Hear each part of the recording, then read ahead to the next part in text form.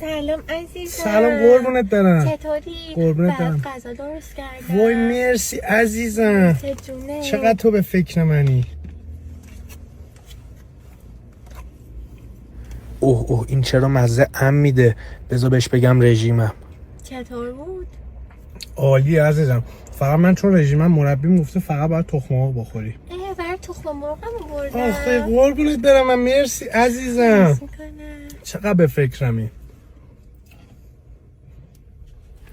باورم نمیشه یه نفر بتونه تخم مرغ آبپزم بیمزه درست کنه. خاک تو سرت.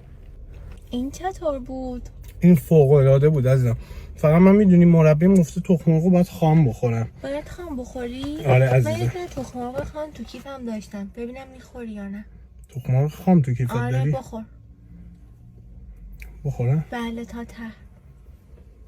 چه غلطی کردم گفتم تخم مرغ خام میخوام. اشکال نداره باز حداقل غذاهای این خوشمزه تره.